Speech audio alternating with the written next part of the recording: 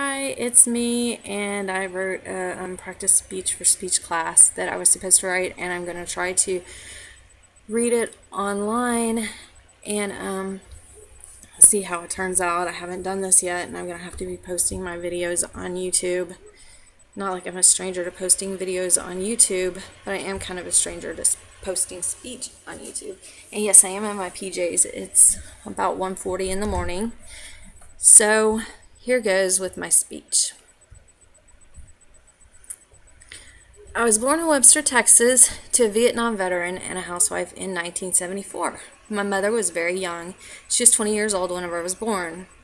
My father was 29.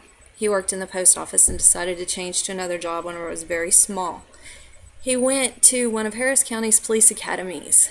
When he finished, he got a job in Fairfield. We relocated there. My parents divorced when I was small. I had seen a lot of PTSD through my father. He had many episodes throughout my life. Sometimes it was really bad. Most of the time, it was pretty good. I had my first child when I was 23 and single. We kind of grew up together as far as my view on his childhood goes. He's a great kid, almost 16 now. He's also openly gay. It was no shock to me. I knew and accepted it long ago. My other children came much later.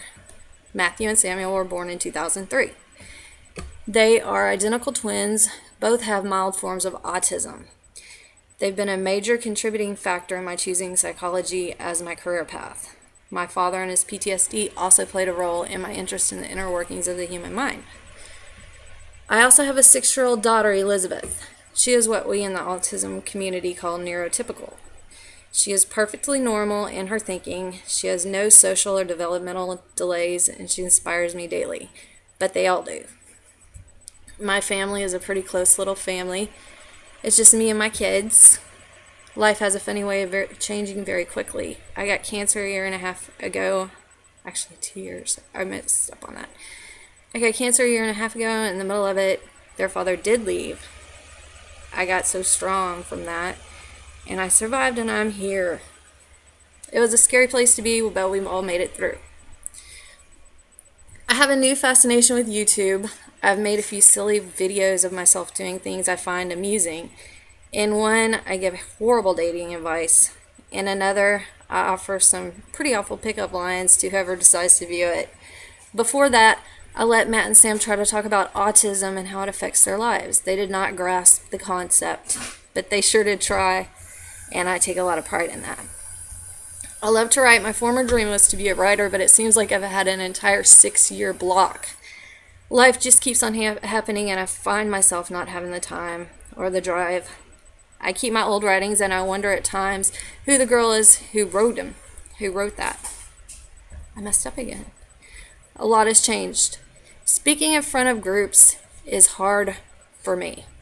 A camera makes it flow more easily. Getting out of my shell and having to talk is pretty good for me at this point. I know public speaking will be important to me when I do finish my degree in psychology.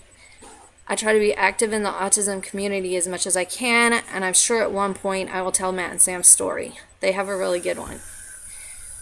My future hopefully holds a lot more understanding for me in the things I have experienced. I've had a colorful life. I have not traveled, nor have I seen the world. What I have seen has made me realize there is much more to life than what you see. You take it as you come. And in 5 years, hopefully I will be here and able to say, I went through this. I came out of it a little scarred. I came out of it a little tired, but I grew. In 5 years, I hope to see myself still as cancer-free. I want to see my family grow up. The career is important to me, but the experience and the ride is really what counts. And no, I probably won't be scratching my itchy nose whenever I do another speech. But anyway, there's my first speech. And that's it. Good night.